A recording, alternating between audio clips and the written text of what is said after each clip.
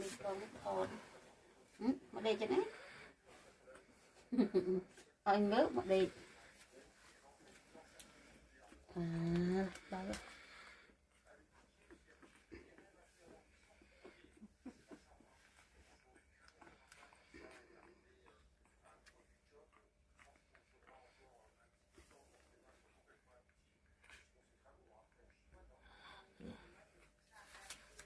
đây mùi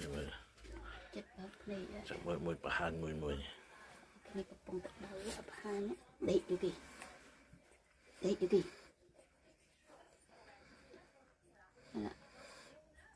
đọc đây ở thường cái đặt dài này hả ngon lắm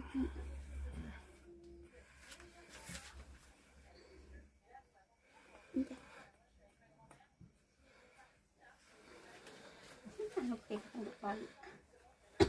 mấy chỗ kia đấy xuống bóc sân là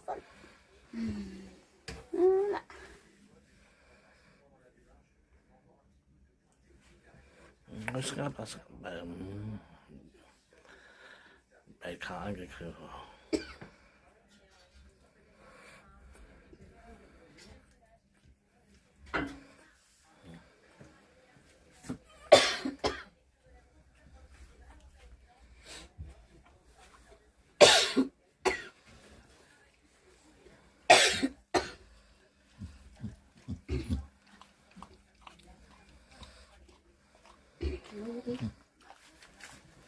Yuki đây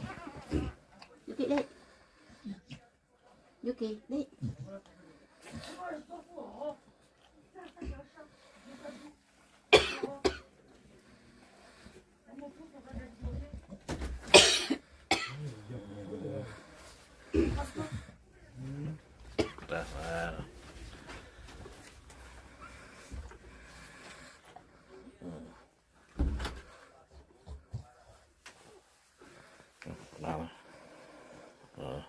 mai đi đến school mà lợiจับต้องปี mai đến school mà lợi ở đây bị ập sát thôn đây Yuki จุดจับเลยฮะละ